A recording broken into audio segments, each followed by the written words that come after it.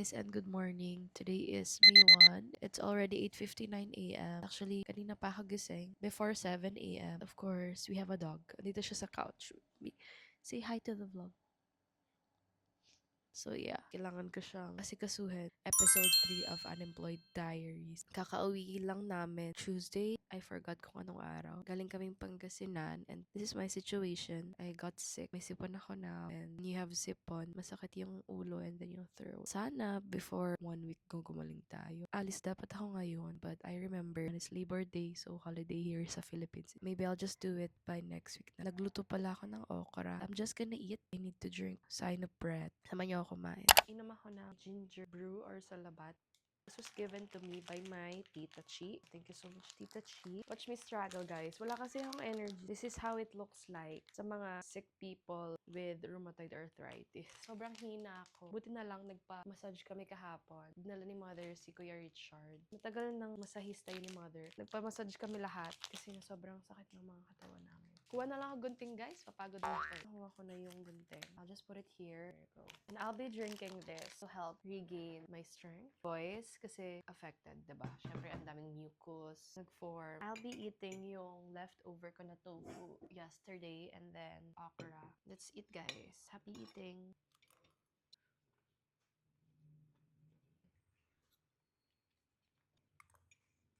I'll be resting today kasi ayoko yung ganitong condition, body condition ko. When I'm sick, I feel so weak and vulnerable. But I think it's okay kasi ganito talaga kapag may sakit and I feel so needy. I don't know if ganun kayo. Pag nagkakasakit ako, ganun ako. Gusto ko yung someone will take care of me. Pero kasi matanda na tayo. Actually, yung unang nagkasakit was my mom. Nagkasakit siya nung nasa Pangasinan kami while we were on vacation. Sobrang init. Balitaan ko last time, parang umabot ng 45 degrees sa Pangasinan. Or actually, may specific area. I just don't know kung ano yung specific area na yon. As in, guys, sobrang init. That's why nag-swimming kami. So, we're actually okay nun. Since pagod nga kami, puyat from the biyahe, pahinga kami for a while. Si Tita Deverly, yung cousin ni Mama, dumating din siya around 4 or 3 p.m.-ish. Hanggang sa nagyaya si Mother, napupunta daw kami na Urbani. Yung magandang sunset doon. Kasi sobrang bilis ni Tita Dev magpaandar. Like, ate girl. Tricycle lang kami, guys. So, sa loob ako, tapos si Mom. Nasa labas siya, angkas siya ni Tita Dev. Even though I'm so sleepy na, I can't really sleep totally. Kasi nga, girl, like, sobrang bilis magpaandar ni Tita Deverly. So, doon nagkasakit si Mom. After namin pumunta ng Ago Alone yun, nilagnat si Mother. That's why she fell asleep right away. Pero me, kapag chikahan ako, tapos kumanta, may video okay kasi doon. Hindi na ako nakakain. Tapos yun, naging okay na si Mother. Kaya umuwi sila ng Sunday, 5 p.m. Kami, nagstay kami doon up until Monday. Okay naman ako noon Sunday. Pero medyo nararamdaman ko na parang I'll get sick nung nasa bus na kami. I think wala akong masyadong kain noon. I only had soup dun sa stopover namin. Ayoko kasi kumain. Naisip ko baka mag-poop ako. Wala namang CR yun sa bus. Hanggang sa umuwi kami ng Manila around 1 a.m. It was Tuesday. Tapos hanggang sa pag-uwi ko, I was okay. I think nag-start lang to yesterday. Ganito na yung nararamdaman ko. Pero uminom na agad ako ng gamot. So kasi nung unahan, parang matapos na siya agad. Don't wanna prolong. I'll be the one who's gonna suffer from this. Kakain na muna ako, guys. I'll just finish this. Kayo ba, guys? How do you take care of yourselves when you guys are sick? Comment it below. I'll be drinking this. It's sign of bread. Tapos na pala kumain. I'll get back to you. I'll just wash the dishes and probably I'll sleep. I'm here at my brother's room. Since wala siya, ito muna tatambay. Nasa Zambales pala yung kapatid ko. On vacation mode din siya. Just a quick update, guys. I just finished eating, cleaning, wash the dishes. So, done na ako. So, pwede na ako magpahinga. But I'm actually thinking of editing the video that I will be uploading on Saturday. So, tomorrow. Hopefully, matapos ko siya. Because gusto ko may new upload ako every week. I'm currently drinking Berocca. I don't drink this all the time. Pero kapag may sakit lang ako. Meron akong water dito. Lalagyan ko na lang siya pag naubos ko na to. Uminom ako ng 17 cups of water. So, dito ko siya in-measure. I just finished eating lunch. It's around 1 p.m. Minom ako ng Biogesic. I'm actually thinking if I'll take a bath. Pero kasi I'm so sleepy dahil sa kamot. I think I'll just sleep. I'll come back later. Hey guys! And good afternoon. We're here at FCM. Kikitain namin sila tito and tita. After that, we're going to SNR.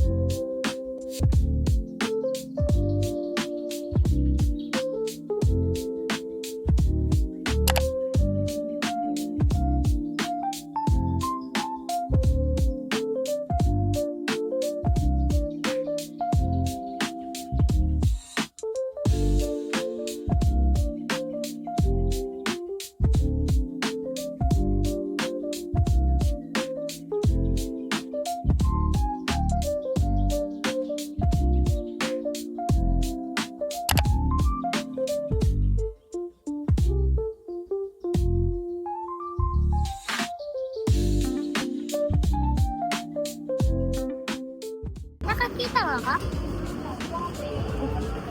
Wait ka, wala pa.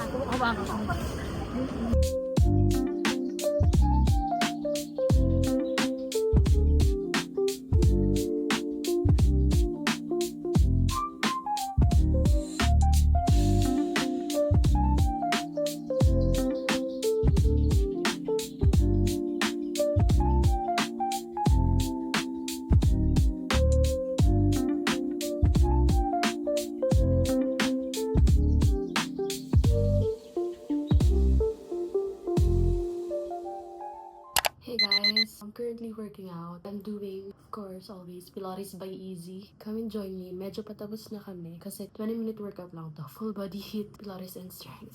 As you can hear, sobrang hinihingal ako. Pero wala isipan ko, wait lang. I'll just finish this. Hindi na ako nakapag-update last time kasi nothing eventful naman yung nangyari. That left dumbbell overhead, right elbow comes to right knee. Back through center stand. We pulse it out for 5, 4, 3, 2, and 1. Last set yung sa legs. Going for 6 before we hold it down. Almost lost my balance on that one. Holding it down in 5. Stay with me. Good. Stay low. 5, 4, 3, 2, and 1. Stand it up. You guys Kapagod. Stretching na lang tayo. wave those arms up to the ceiling.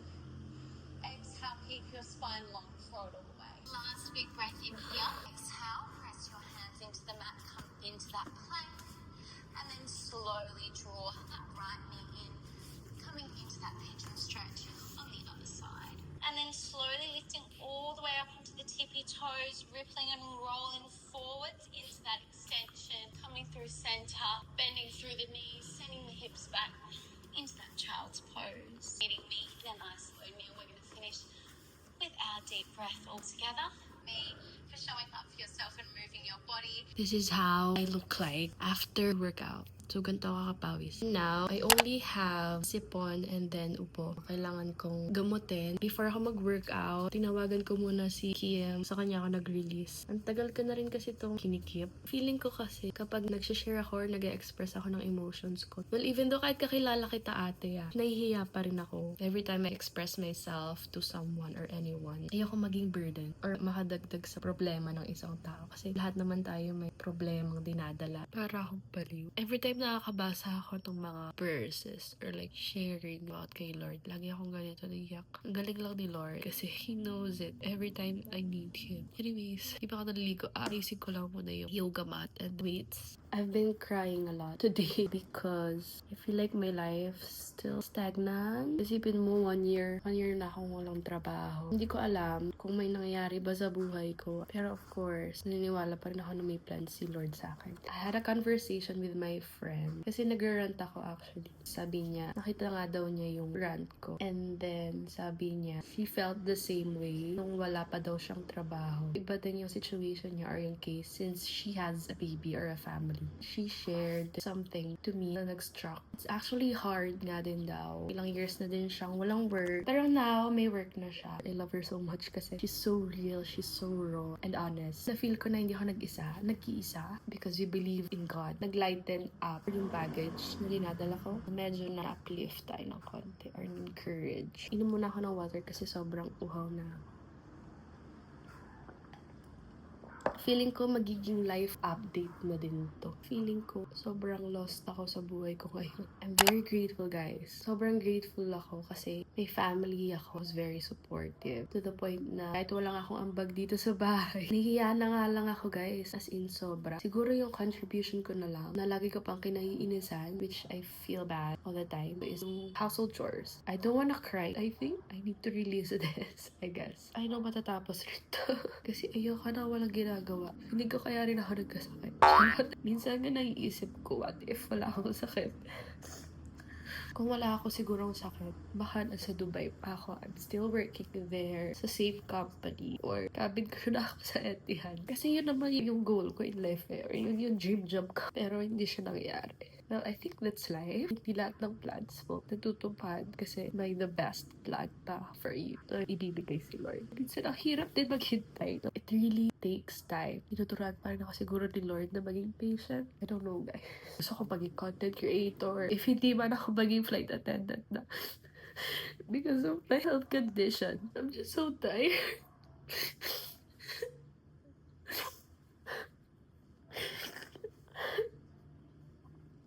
Quarter life crisis ba to? Well, sobrang swerte ko pa kasi hindi ako nagbabayad ng bills ko. Yung mom ko yung nagbabayad. Even yung mga kapatid ko, yung dad ko. And, like, I'm just super grateful. With my family. I feel like I'm a burden. So emotional. Gusto ko na magtrabaho. Pag may trabaho, napapagod ka. Pag walang trabaho, napapagod din. Ano kaya yun? Pero at least, kapag may trabaho ka, may pera. Kapag wala kasi trabaho, wala kang pera. Sobrang naiinip na talaga. Sometimes, wala akong gana. Ngayon lang to ka episode na to. Sabi ko, mag-workout ako para hindi ako umiyak. Napayak pa din ang gaga. Maliligo na talaga ako, promise. Sobrang init na. And I'll eat kasi also hungry. Hey guys, come and join me as I clean our house. Let's go! Today's May 5. It's already 9:20 a.m. I'm currently air frying tofu because I will be cooking soy garlic gochujang tofu. Here's Spotify.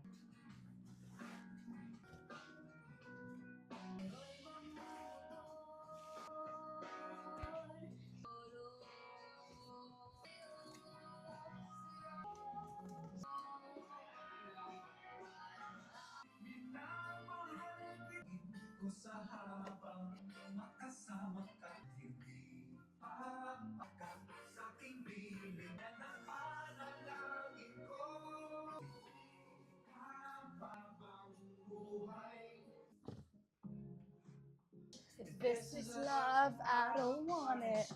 Guys, I'll be cooking na. Luto na yung tofu. Then, lalagyan muna natin yung garlic. Ito yung gochujang. Medyo messy siya, guys. Kaya lang. Iba-brownish ko lang ng konti yung garlic. Tsaka ko ilalagay yung tofu. There. I'll add soy sauce. A tablespoon. I'll also add gochujang. Yan. A bit of sugar lang. I think I'll add more soy sauce. This is the sugar that I will be using. Splenda. I-mix-mix ko na lang siya. Tapos na siya, guys. So, try nating tikman. Sarap. Let's eat. I haven't eaten breakfast. I'm gonna be eating rice. This is pickled radish, okra, and then ito yung tofu. By the way, itong pickled radish, gawa yan ng tita ko. Magkakamay lang ako. I'll try the pickled radish first. Sarap. This is a new discovery, guys. I also like okra. My mom bought a lot, 2 bundles.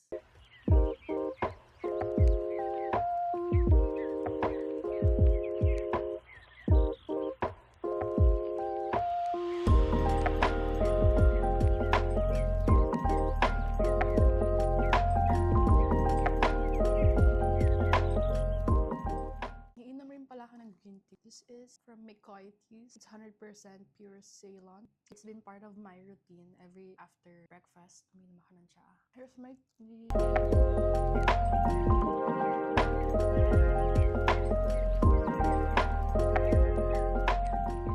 Tapos yan na. May natira pang okra. Tapos ito yung tira kong tofu. I'll be eating it later. This is our new family photo. Tapos na tayo magligpit and kumain lang ako ng sopas. Babalik lang ako sa ginagawa ko. Bye guys! See you all later. Now, magwo-workout na ako. Sundan pa rin natin palagi si Pilates by Easy. Let's go! I'm working out my core.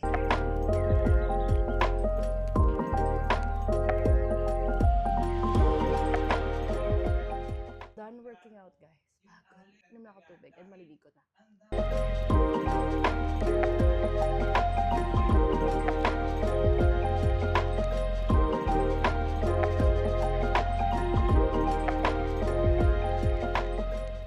It's already 11 p.m. Prepare na ako para matulog. Nag-skincare na lang ako. Anyways, naglagay na ako ng lip balm. It's from Apollo.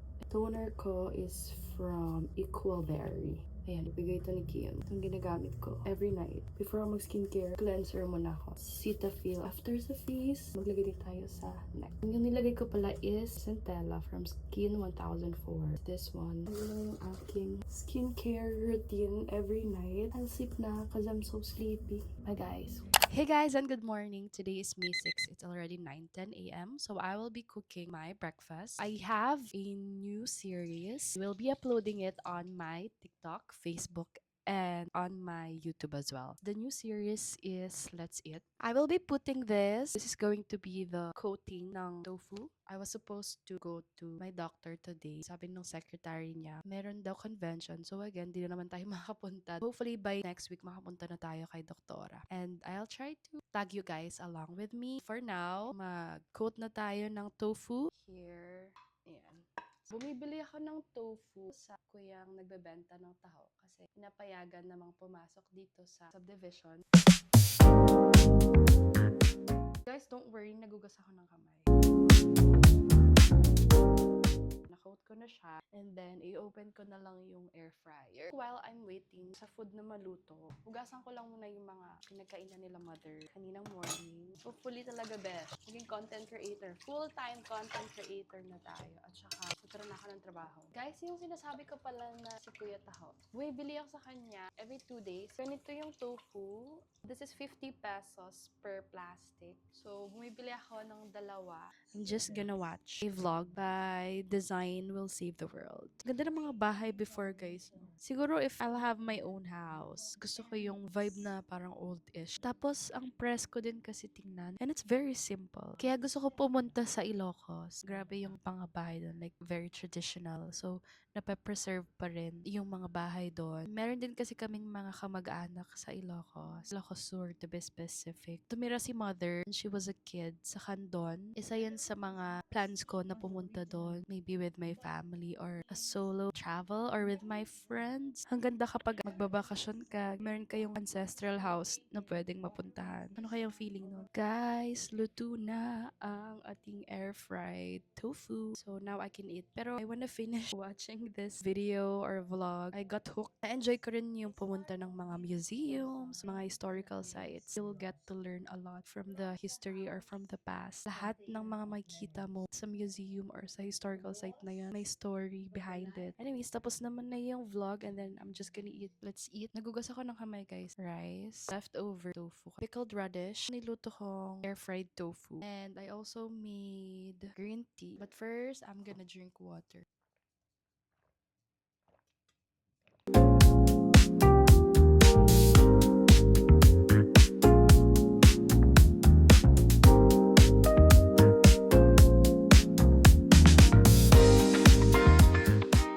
Tapos na kumain. Konti na lang.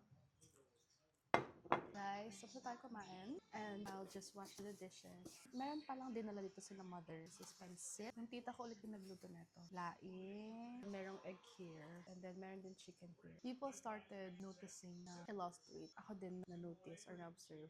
Kasi every time I lose weight, mas nagiging visible tong cleft chin ko. Nag-update ako ng phone. I think may bago siyang feature. Nag-zoom or focus.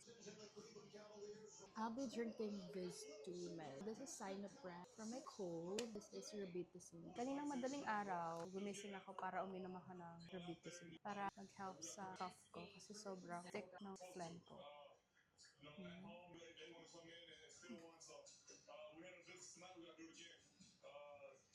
Mag-Sinopret na ako. Hi! Good morning! Sit ka. Nagising siya, guys. Call mo Ate Ruby! Hi! Ang cute! What's that?